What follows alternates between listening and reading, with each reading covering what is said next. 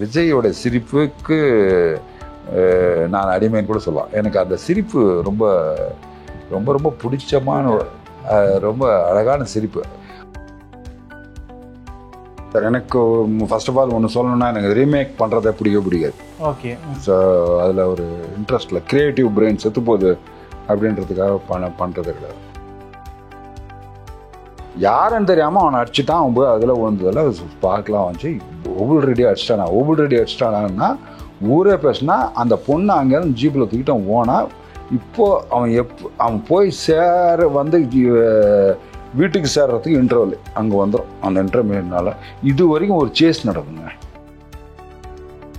இல்லை புதுசாக நம்ம எதுவுமே பண்ணலன்னா என்ன அப்படின்ற மாதிரி யோசிச்சேன் அந்த வருதில். ஆனால் ஒன்று பண்ணலாம், ஒரே ஒரு ஹம்,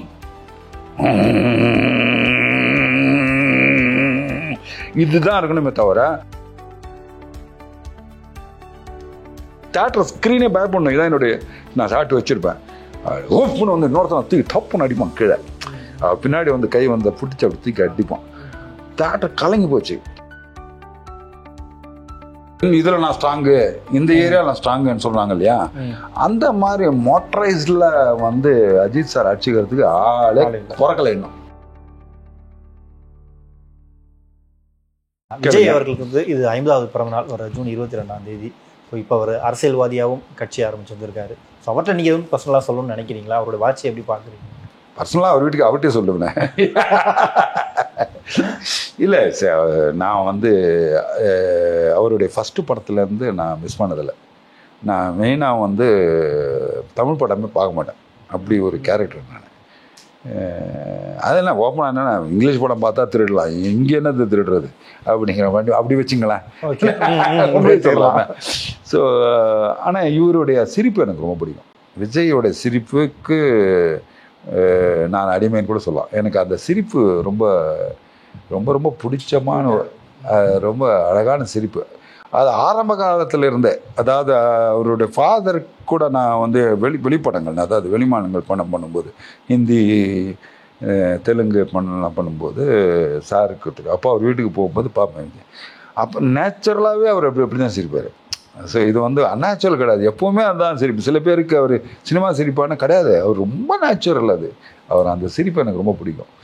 ஸோ அதுதான் அவர்கிட்ட பிடிச்ச ஒரு விஷயம். அந்த சிரிப்புலேருந்து அதை அப்படியே படிப்படியாக அதை கொண்டு வர்றதுன்றது பெரிய விஷயம். அது வந்து அவர் அவ்வளோ ஒர்க் ஹார்டாக பண்ணி அதை கொண்டு வந்து இன்னைக்கு ஒரு பெரிய வெற்றி அடைஞ்சிருக்காருன்னா அது சாதாரண விஷயம் இல்லை. இப்போ சினிமாவில் இவ்வளோ பெரிய வெற்றி அப்படிங்கிறது வந்து ரொம்ப கஷ்டமான விஷயம்.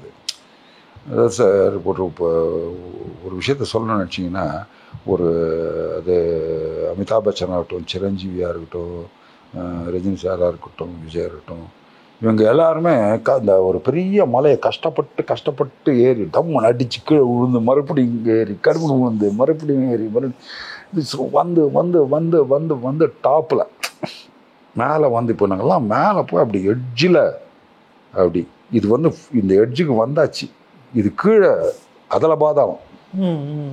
புரியுதுங்களா? ஒரு காலை இப்படி வச்சா விழுந்துருவாங்க, ஒரு காலை பின்னாடி வச்சா தோத்துருவாங்க. ஆனால் அங்கேயே அந்த காத்துக்கு நிற்கணுன்றது இருக்குதுங்களா, அதுதாங்க. அதில் விஜய் நிற்பாரா நிற்க மாட்டார்னு சொல்லி நின்ட்டார். அதுதான் விஜய். இப்போ போக்கிரி திரைப்படம், ஸோ ஃபஸ்ட்டு அந்த படத்துக்குள்ள நீங்கள் எப்படி கமிட் ஆகுறீங்க? ஏன்னா நீங்கள் தெலுங்கில் மகேஷ் பாபு வச்சு அந்த போக்கிரி அதுலேயும் நீங்கள் தான் பண்ணுறீங்க. ஸோ அதுக்காகவே இங்கே கூப்பிட்டாங்களா இல்லை?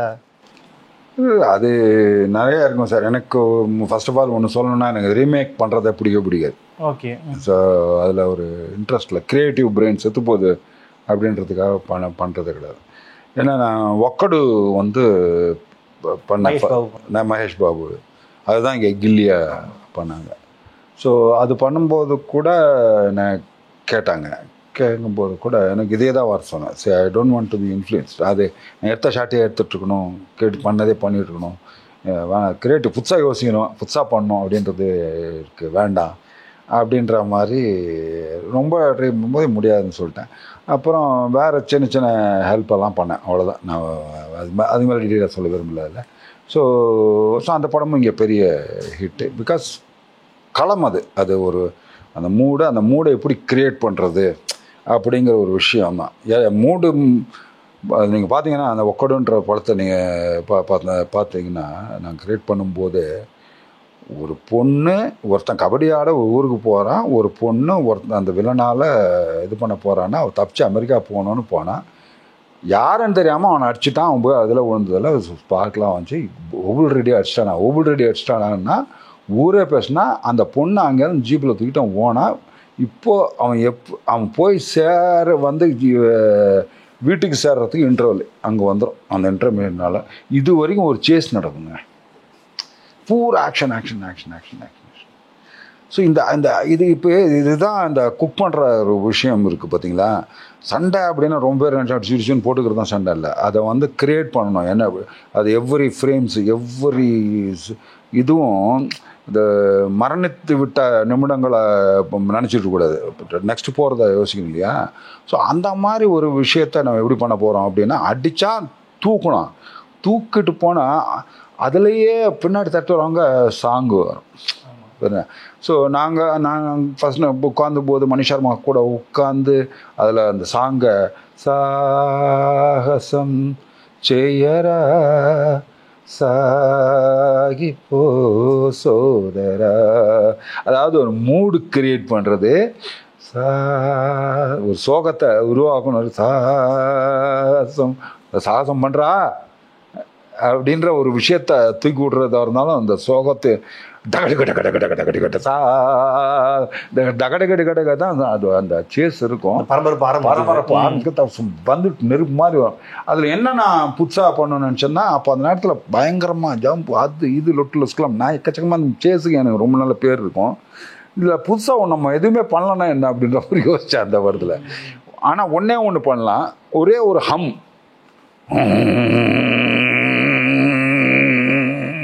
இதுதான் இருக்கணுமே தவிர இந்த மாதிரி அங்காமே இருக்கக்கூடாது. இந்த ஒரே ஒரு அம்முன்னா சீட் அடிச்சுக்க வருவான் கண்டிப்பாக அப்படிங்கிறத மாத்திரம் டிசைட் பண்ணேன் ஃபஸ்ட்டு. அதுதான் நான் மூளையில் டிசைட் பண்ணது ஃபஸ்ட்டு. ஸோ அதுக்கப்புறம் சாங்கில் எடுத்துகிட்டு இருக்கும்போது கூட அதில் நடுவில் போய் ஒரு இல்லை இங்கே நிறுத்தேன் ஒரு அந்த பொட்டி கடையில் போய் ஒத்த சிகரெட்டை வாங்கி அப்படி 10 சத்துக்குன்னு 10 டேரக்டர் குணசேகர் சார் மாஸ்டர் என்ன மாஸ்டர் சிகரெட் பின்னாடி தடுத்துட்டு வேற சிகரெட். இதுதான் சார் ட்ரெண்டு. இந்த யூத்துங்களுக்கு டென்ஷன் ஆகும்போது அந்த ஒத்த சிகரெட்டை வாங்கி 10 வச்சு கப்புன்னு அடி தூக்கி போட்டு மிதிச்சு அவன் போனான்னா கிளாஸ் ரூம் சார் தேட்டரில் பாருங்கள் சார் அப்படின்னு மாதிரி விழுந்தது. அதே மாதிரி தட் ஜனங்கக்கிட்ட நம்ம இன்னைக்கு அவன் என்ன நினைக்கிறான், யூத்துக்கு என்ன தேவை, யூத்து பிரச்சனை என்ன. ஸோ அதை நம்ம கொஞ்சம் வளரக்கூடியவனை பற்றி தாங்க யோசிச்சுட்டு இருக்கணும். வளர்ந்ததை பற்றி யோசிக்கக்கூடாது. பின்னாடி நடந்தது என்னாச்சு, இவர் என்ன பண்ணார், நீ என்ன காட்டினியா, நீயும் பண்ணல அதனால் நானும் பண்ணலான்னு சொல்லிட்டு இருக்கிறதும் தவறு. நாம் என்ன பண்ண போகிறோம், புதுசாக என்ன செய்ய போகிறோம் அப்படிங்கிறதே நினச்சிட்டு எல்லாம் பண்ணணும். அது அரசியலாகட்டும் எதுவாக இருக்கட்டும் புதுசாக பண்ணுங்கள். இது ஒருத்ததே குறை சொல்லிட்டு இருக்காதீங்க. நீங்கள் என்ன பண்ணீங்களோ அதை பண்ணுங்கள் அப்படிங்கிற ஒரு விஷயத்த நாமளும் அதை தான் பண்ணுறோம் அப்படிங்கிற மாதிரி நம்ம பண்ணுறோம். அந்த மாதிரி ஒரு இதிலும் போது இந்த யூத்துடைய கேலிபரை முதல்ல புரிஞ்சுக்கிறீங்க. இதுதான் இவன் கேள்வி, இவன் கேட்குறது இதுதான். அவன் டென்ஷன் ஆனால் என்ன இருப்பான், இப்படி ஒரு பொண்ணு வந்தது என்ன செய்வான், அவனுக்கு எந்த மூடில் இருக்கும், அவன் கேரக்டரைசேஷன் என்ன, அவனுடைய ஃபேமிலி பேக்ரவுண்ட் கபடி ஆடுறான். ஸோ கபடியில் ஜெயிக்கணுன்றது இதில் இருக்காது. அதில் ஜெயிச்சா தான் அந்த கோட்டாலாம் அவனுக்கு வேலை கிடைக்கும். அதுதான் அப்பனுடைய இது. ஸோ அந்த ஒரு எமோஷனு, கபடி ஆடுறதை விட்டு பொண்ணை கூப்பிட்டு போகிறோம், எத்தனை சுத்தம் மைண்டில். அதே மாதிரி சவுண்ட் அண்ட் லைட், சினிமாவுக்கு தேவை சவுண்ட் அண்ட் லைட்.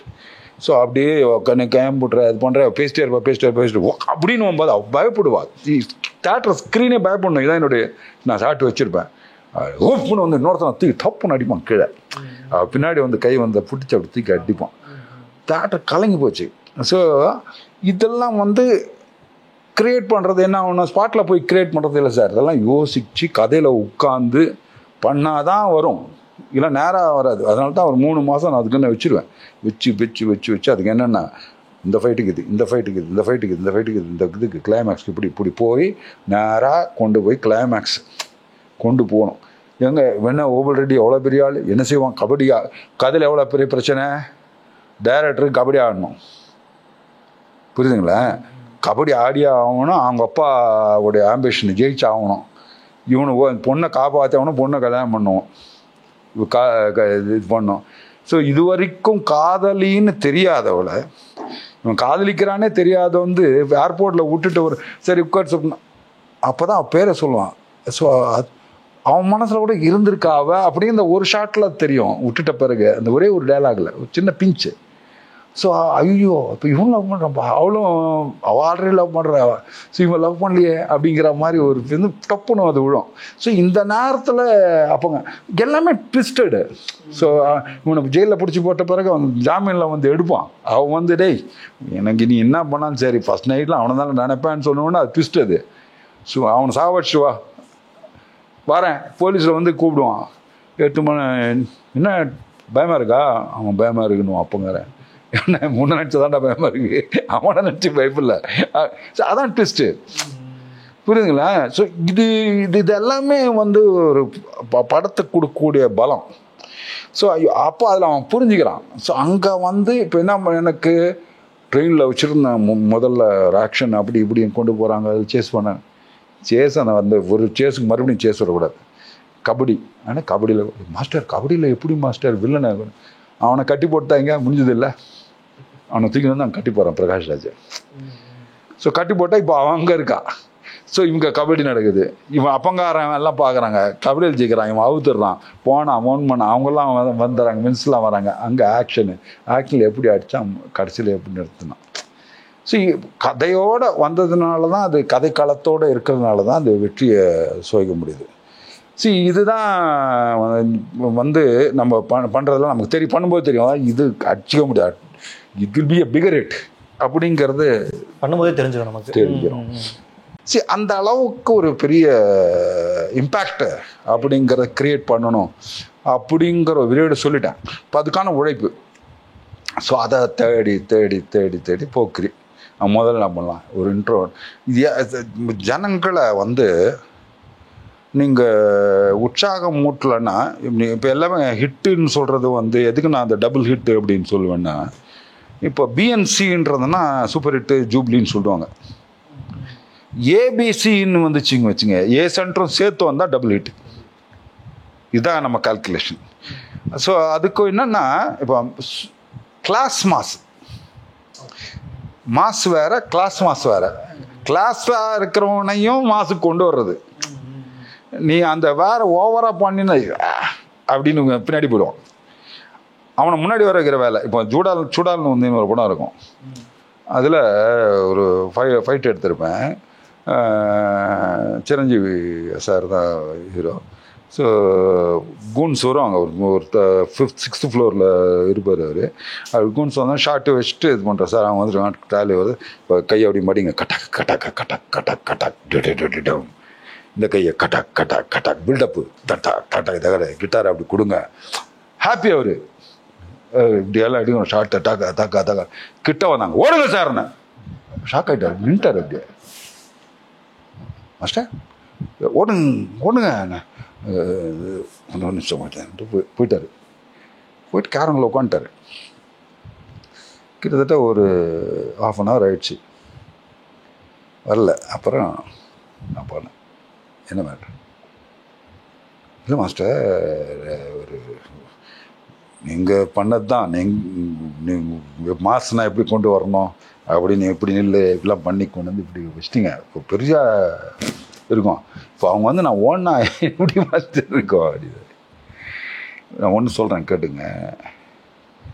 இப்போ நீங்கள் மடிச்சிங்க, இந்த எப்போ அவனுங்க வர்றதை பார்த்து மடித்து ஆரம்பித்தோடனே இந்த கிளாஸ் பசங்க இருக்காங்க இல்லைங்களா மாஸ்டர் சார், இவனுங்க இப்படி மடித்து நீங்கள் தூக்கி அப்படின்னும் போது அடிச்சுக்க போகிறானு அப்படின்னு பின்னாடி போயிடுவோம். சோஃபாவில் பின்னாடி அழகாக பின்னாடி போயிடுவோம். அப்படி வந்து நீங்கள் ஓடாச்சு, ஏய் இன்னும் சிரிஞ்சு ஓடுறாரு அவன் முன்னாடி, இதுக்கு தான் இதுதான் சினிமா, இதுக்கு தான் ஓட சொன்னேன். சிரிஞ்சு ஓடுறாரு அப்படின்னா ரியலிஸ்டிக் ஒன்று உள்ளே பூந்துருக்கு அப்படின்ற மாதிரி. ஸோ இப்போ இங்கேருந்து அங்கேருந்து ஜம்ப் பண்ணி அங்கேருந்து பண்ணி கடைசியில் கீழே வந்து தட்டுவார் கிரவுண்டை. இது ஈடன் கார்டன் லெவலில் இருக்குது, இங்கே அடிச்சிக்கலாமா அப்படின்னு அடி தடை போட்டு அடித்து ஃபினிஷ் பண்ணுவார். ஸோ அதை வந்து புரிய வைக்கணும் இல்லையா. அது அந்த படம் அவ்வளோ பெரிய ஹிட். இதுதான் கிளாஸ் மாஸை கொண்டு வர்றது. அது எமோஷன் இல்லைன்னா யாரும் ஆக்ஷனை பார்க்க மாட்டாங்க. அந்த எமோஷன் கொண்டு வர்றது தான் அது வேலை. ஒரு சின்னதாக ஒருத்தன் காலை மெரிச்சிட்டான்னா உன்னை கூட மனசுக்குள்ளேயாவது ஒரு கட்ட வார்த்தையில் திட்டிக்குவான் ஒருத்தன் போவான். என்னடா திட்டினால என்ன அந்த வம்பு வளர்க்குற விஷயம் கேரக்டரைசேஷன் எப்படி கொண்டு வரும். அதே மாதிரி என்ன ஆச்சு தங்கச்சிக்கா, அவங்க அப்பா அக்கா, அவங்க அம்மா அக்கா, இப்போல்லாம் காலம் மாறி போச்சு. இப்போ நான் 25 வருஷத்துக்கு முன்னாடி எங்கள் அம்மாவை ரேப் பண்ணி எங்கள் அப்பாவை கொன்னியே, ஆமாடா இப்போ உன்னை கொண்டுட்டு ஜெயிலுக்கு போடா, ராஸ்கர் தேட்டரில் கத்துறான், கொண்டு ஜெயிலுக்கு போக போறியாடா, பப்பு இருக்குது, கேர்ள்ஸ் இருக்காங்க, எல்லாம் என்ஜாய் பண்ணுறதை விட்டு ஜெயிலில் போய் கடி சாப்பிட போறியாடா நாயே போடா அப்படின்றான். அதே நேற்று நடந்ததுன்னு வச்சுங்க, அட்றாவனே அப்படின்றான், இன்னைக்கு நடந்த கொல்றா அவனேன்றான். எமோஷன் அதுதான் அவன். அது ஏன்னா நிமிஷம் மாறிட்டே இருக்கு. இந்த மேட்ரு போச்சுன்னா இன்னொரு மேட்ரு வந்து விழுந்துருது, மறந்துடுறான். ஸோ இந்த எமோஷன் அப்போ கொண்டாந்து கொடுத்தோன்னு அவனுக்கு. இப்போ என்ன நடந்தது, இப்போ ஃபர்ஸ்ட் ஹாஃப் பார்த்துட்டு இன்டர்வெல்லையே மெசேஜ் அனுப்பிச்சிடுறான் இதில், நல்லா இல்லை, நல்லா இருக்குது, 2 கேவலமாக இருக்குன்னா, போர் அடிக்கிறாங்கடா, எல்லாத்தையும் அனுப்பிச்சிடுறான். ஸோ இப்போ அப்படி இருக்கணும். நம்ம எப்படி கண்ட்ரோல் கொண்டு வர்றது? நம்ம வந்து கொஞ்சம் யோசிச்சிங்கன்னா, எனக்கு சில பேர் செருப்பால் அடித்த மாதிரி சொல்லி தருவாங்க சில விஷயங்கள். நான் ஒரு தடவை தேட்டரில் படம் பார்க்க போயிருக்கேன். வேற ஒரு படம் பார்க்கறது உட்கார்ந்தா படம் முடிஞ்சது, எல்லாருமே சலிப்பு, படம் நல்லா இல்லை, எல்லாரும் சலிப்பு தான் சேன்ட்டு இருக்காங்க. ஒரு பொண்ணு எழுந்திரிச்சு ஷீ ஸ்க்ரீமிங், கத்துறாங்க. அம்மா ஏதோ என்ன இந்த பொண்ணு ஏன் இப்படி கத்துதுன்ற மாதிரி நானும் கிட்ட போனேன். அதில் ஒரு வார்த்தை, அந்த பொண்ணு சொன்ன வார்த்தை இன்றைக்கி என் மனசை விட்டு போகல. என் லைஃப்லேருந்து 2.5 மணி நேரத்தை திருடிட்டீங்கடா, நீங்கள் எடுத்துட்டீங்கடா, வேஸ்ட் பண்ணிட்டீங்கடா, நாய்ங்களேண்ணா. யோசிச்சு பார்த்தா எவ்வளோ பெரிய விஷயம் அது. தேட்டரில் நம்மளை நம்பி உட்காரவனுடைய 2.5 மணி நேரத்தை நம்ம சாவடிச்சிட்டோமே. ஒவ்வொரு நிமிஷமும் வேல்யூ இல்லையா? அவன் 2.5 மணி நேரத்தை கெடுக்கணுமா, அவன் 2 மணி நேரத்தை கெடுக்கணுமா, அதுக்கு என்ன அவனை தயார் பண்ணணும் அப்படிங்கிற ஒரு விஷயத்தை அப்போ தான் ஏற்றிக்கிட்டேன். ஸோ இது போகணும், இது வெற்றி இல்லைன்னா கஷ்டம். இன்னைக்கு எனக்கு 540 படத்தில் 411 சில்வர் ஜூப்ளி வச்சுருக்கேன். இப்போ இந்த 24 கூட இல்லை, பயாஜி ரிலீஸ் ஆகி அதுவும் பெரிய ஹிட்டு ஹிந்தியில், மனோஜ் பாஜ்பா இது. ஸோ எப்படி அந்த ஹிட்டை சுவாசிக்கிறோம்? இந்த வெற்றி வேணும்னா உழைக்கணும், உழைக்காமல் வெற்றி வந்துடாது. கடைசியாக சின்னதாக ஒரு கேம் செக்மெண்ட் மட்டும், திஸ் ஆர் தட் அப்படின்ற ஒரு கேம் செக்மெண்ட். நீங்கள் நிறைய பேரோட ஒர்க் பண்ணியிருக்கீங்க ஸ்டண்ட் கொரியோகிராஃபராக. எந்த ஒரு நடிகர் இந்த ஸ்டண்ட்டுக்காக பெர்ஃபெக்டாக தன்னையே அர்ப்பணிச்சுட்டு பண்ணுறாரு அப்படின்ற ஒரு இது, இவரா அப்படின்னா 2 பேர் சொல்கிறேன், அந்த ஆர்டரில் யார் நீங்கள் சொல்லணும்? மகேஷ் பாபு ஆர் அஜித்? மகேஷ் என்கிட்ட பண்ண வரைக்கும் இந்த உலகத்தில் இருக்கிற ரிஸ்க் எல்லாத்தையும் பண்ண வச்சிருச்சு. எல்லா ரிஸ்க்குமே கொஞ்சம் கூட கூசாமல் பண்ணவில்லை. அதில் எந்த விதமான டவுட்டும், இவ்வளோ டவுட் கூட எனக்கு கிடையாது. ஸோ அவங்க ஒரு இதில் நான் ஸ்ட்ராங்கு, இந்த ஏரியாவில் நான் ஸ்ட்ராங்குன்னு சொல்கிறாங்க இல்லையா, அந்த மாதிரி மோட்டரைஸ்டில் வந்து அஜித் சார் அடிச்சுக்கிறதுக்கு ஆளே பிறக்கலை இன்னும் ஹீரோவில். சரி, இப்போ 2 பேரா யார்? ஒருத்தர் 2 பேரில் யாருன்னு சொன்னேங்க. இல்லை, ஒருத்தர் பேர் தான் நீங்கள் சொல்லணும். This or that game segment தான் இது. எனக்கு பர்சனலாக ஆக்ஷன்லன்னு பார்த்தீங்கன்னா Mahesh Babu. Okay. Mahesh Babu or Prabhas? Again Mahesh Babu. Mahesh Babu or Arjun? உங்களுடைய ஃபேவரட் கூட வச்சுக்கோங்க, உங்களை ஃபேவரட் லிஸ்ட்டில் கூட நீங்கள் சொல்லலாம். என்னுடைய ஃபேவரட்டு நான் சொன்னீங்க இது ஆக்சுவலாக அர்ஜுன் சொல்லுவேன். ஓகே. இப்போ Arjun or Vijay? Vijay or Kamal Haasan? Vijay or Vishal? Vijay or Allu Arjun? Vijay or Vikram? Vijay or Ram Charan? இது கொஞ்சம் கஷ்டமான கேள்வி. ஏன்னா ராம் சரண் இது வந்து Vijay. Okay. Vijay or Vijayakanth? Vijayakanth. Okay. Vijayakanth or Ramki? Vijayakanth or Rajinikanth? Rajinikanth. Super. So இதில் நீங்கள் லிஸ்ட்டில் நிறைய பேர் சொன்னது மகேஷ் பாபுவும் விஜயும் தான். ஸோ அவங்களையும் நான் உங்களுடைய ஃபேவரட் நான் எடுத்துக்கிறேன் நான். ஓகே. இவ்வளோ நேரம் ரொம்பவும் அழகாக பொறுமையாக எல்லா கேள்விகளுக்கும் பதில் சொன்னீங்க. ஸோ இதே ஆரோக்கியத்தோட இன்னும் நிறைய படங்கள் பண்ணுங்கள். தேங்க்யூ. இன்னும் நிறைய படங்கள் உங்கள்கிட்ட இருந்து எதிர்பார்க்குறோம். Thank you master. தேங்க்யூ.